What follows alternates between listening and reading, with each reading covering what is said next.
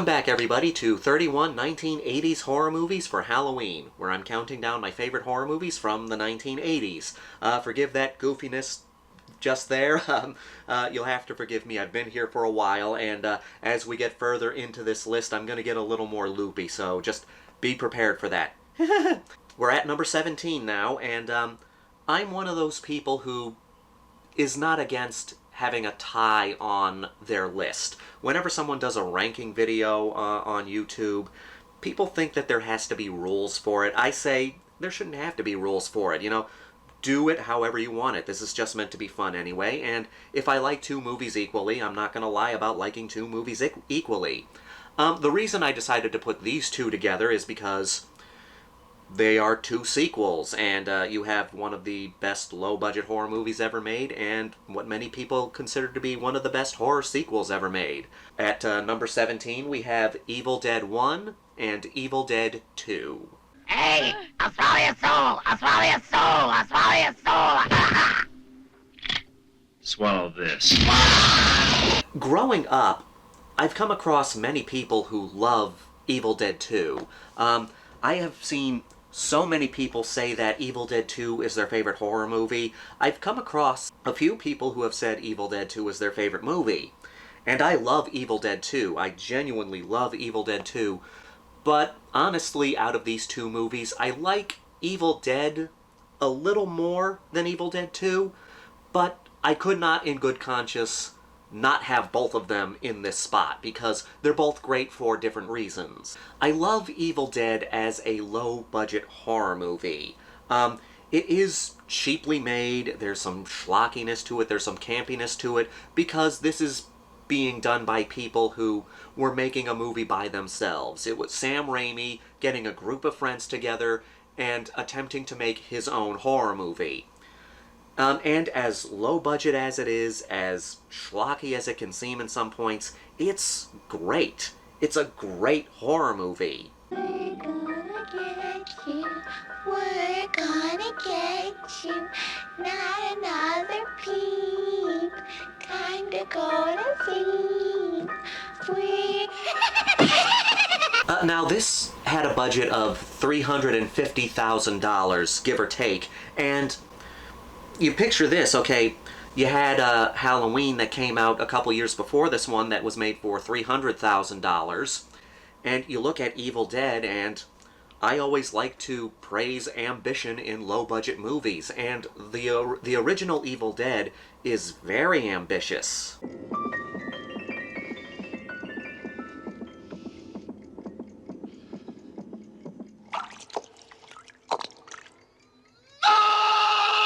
The premise is simple, and admittedly the acting can be kind of cheesy in some places, but I never like to fault that in a low-budget movie, especially when everyone's putting in effort. And in Evil Dead, everyone's putting in the effort. First of all, you have the camera movements that Sam Raimi did for this movie.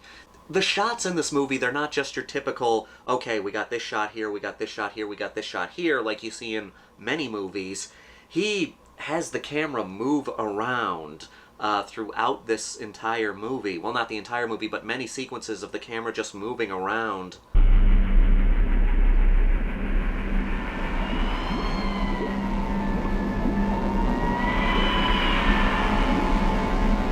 He got creative with the camera movements. He would put the camera on a piece of 2x4 and then just move it throughout the woods, which, okay, the camera movements throughout the woods is meant to be a POV shot of this entity that's in the woods. The premise is very simple. You have this group of friends who go out to a cabin in the middle of the woods. They end up accidentally summoning demons, and then you have a bunch of people getting possessed by demons and turning into these zombie-like demonic creatures, and the only way to kill them is through bodily dismemberment.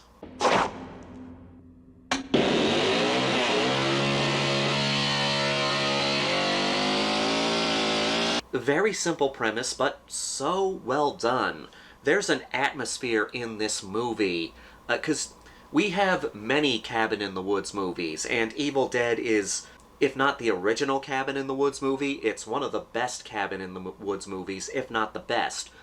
so many Cabin in the Woods movies, they don't quite have the atmosphere of Evil Dead. Like, the atmosphere in Evil Dead is so unique. When you're watching Evil Dead, you know you're watching Evil Dead. No other movie has the feel of the original Evil Dead. 4 of hearts, 8 of spades, 2 of spades, jack of diamonds, jack of clubs.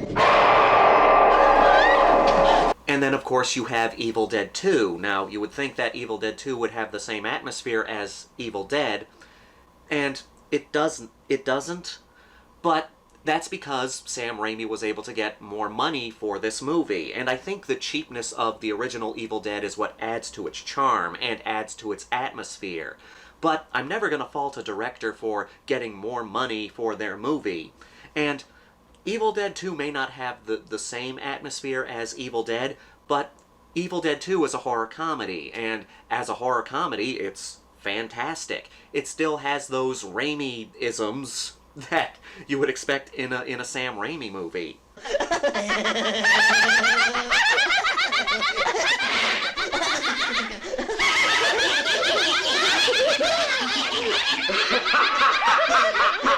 The camera work is still crazy, and there's some great, camera movements and all these camera tricks in the movie. The gore has been upped in special effects, but taken down in gratuity. And that's not a problem. I mean, okay, yeah, we're not getting as gross special effects as we had in the first Evil Dead, but we're getting better practical effects. Not knocking the gore effects in the original Evil Dead. Yes, they were cheap, but they were so good, especially for such a low-budget movie. But the gore in Evil Dead 2 is also fun, and the thing about Evil Dead 2 is, I guess Sam Raimi didn't quite have the rights to this movie, so he had to basically do a sequel/remake, sort of redo the first Evil Dead. And it works. It works. Even though the gore isn't as graphic. So Evil Dead 2 is a slapsticky Three Stooges horror movie cartoon, and it's so much fun. I mean, yes, admittedly, when I want to watch an Evil Dead movie, I will watch the first one, but I have no problem watching Evil Dead 2 right after that.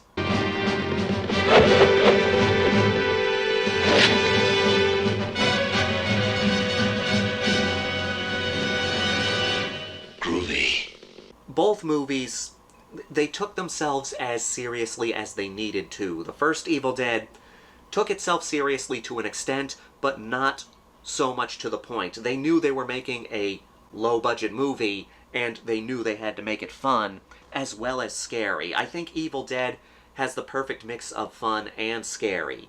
And then you have Evil Dead 2.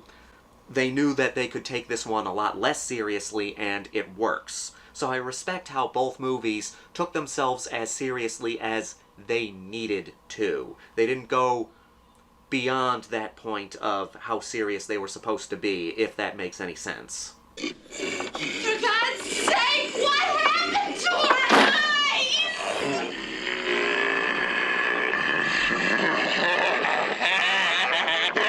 eyes? So, yes, for the 17 spot, we got Evil Dead 1, Evil Dead 2.